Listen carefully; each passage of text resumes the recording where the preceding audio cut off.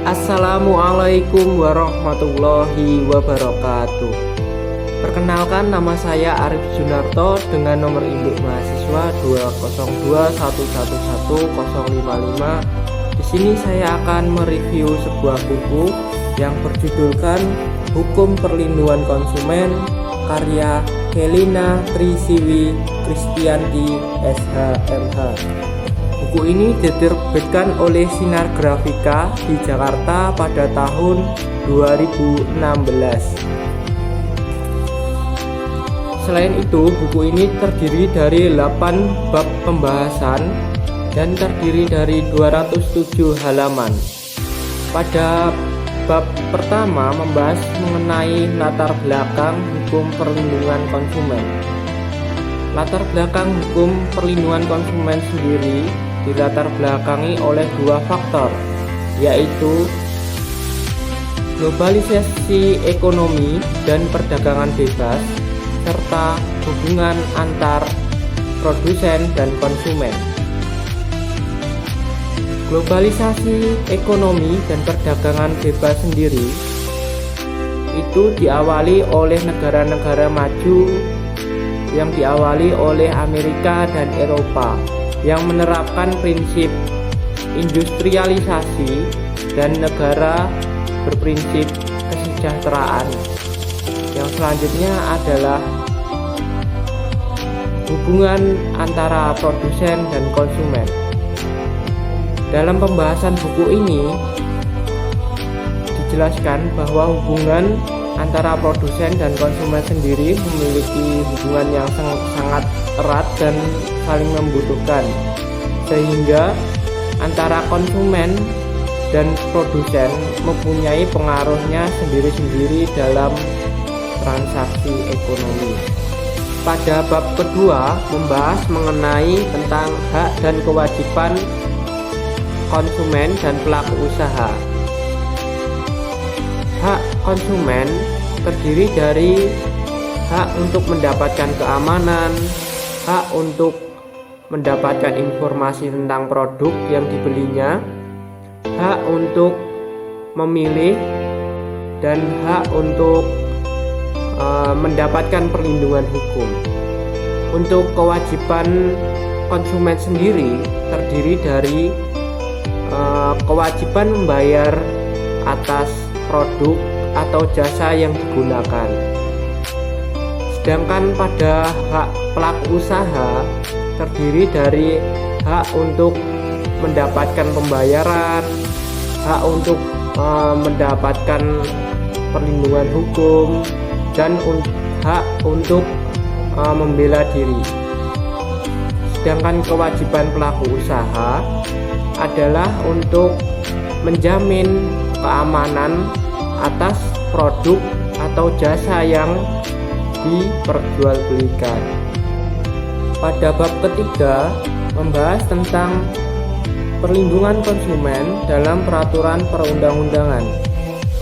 Perlindungan konsumen sendiri sudah diatur dalam Undang-Undang Nomor 8 Tahun 1999 tentang perlindungan konsumen.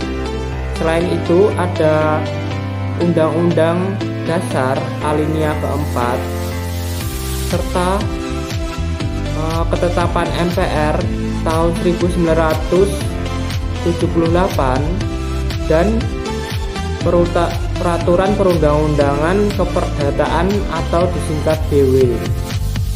Pada bab keempat membahas tentang aspek hukum perlindungan konsumen.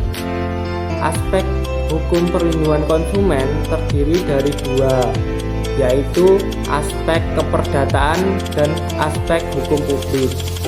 Aspek hukum keperdataan meliputi tentang aspek informasi tentang produk, aspek perjanjian atau perikatan. Sedangkan aspek hukum publiknya terdiri dari aspek hukum pidana, aspek hukum administrasi negara, dan aspek hukum transaksional. Pada bab kelima membahas tentang prinsip-prinsip Hukum perlindungan konsumen.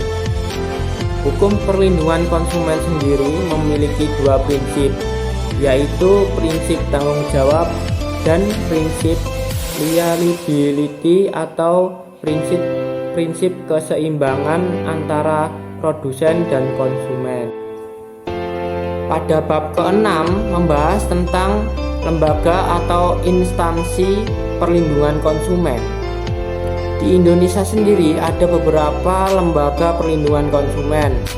Yang pertama adalah BPKN atau Badan Perlindungan Konsumen Nasional.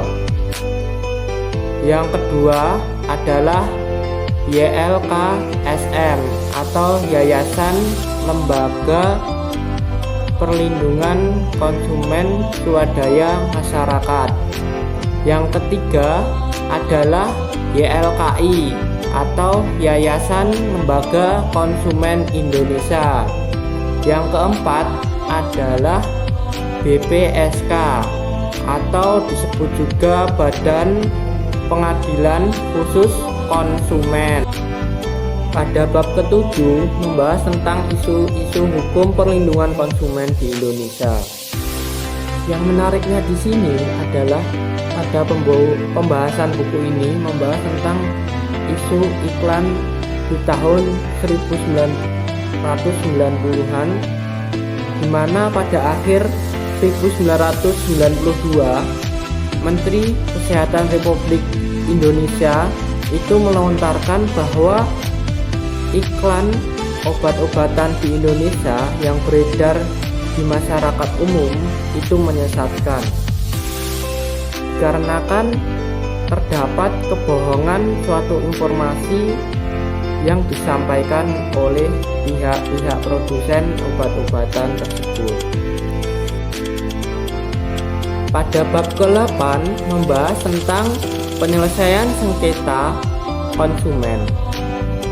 Penyelesaian sengketa konsumen di Indonesia dapat melalui dua jalur. Yang pertama melalui jalur peradilan atau pengadilan umum. Yang kedua adalah jalur di luar pengadilan. Untuk jalur penyelesaian di pengadilan umum dapat diselesaikan melalui pengadilan tata usaha negara apabila sengketa melibatkan perusahaan negara atau BUMN. Jika tidak melibatkan perusahaan negara atau BUMN dapat diselesaikan melalui pengadilan negeri. Sedangkan penyelesaian sengketa konsumen melalui di luar pengadilan dapat diselesaikan dengan konsultasi, negosiasi, terus mediasi, konsiliasi, terus penilaian para ahli, dan lain-lain. Sebagai penutup, saya akan menjabarkan kelebihan dan kekurangan dari review hukum perlindungan konsumen ini. Untuk kelebihannya yaitu materinya sangat lengkap, terus bahasa yang digunakan baku dan mudah untuk dimengerti oleh mahasiswa. Untuk kekurangannya yaitu buku ini sangat sedikit tebal sehingga memerlukan waktu untuk membaca dan memahaminya. Mungkin sekian review singkat dari saya, kurang lebihnya mohon maaf. Wassalamualaikum warahmatullahi wabarakatuh.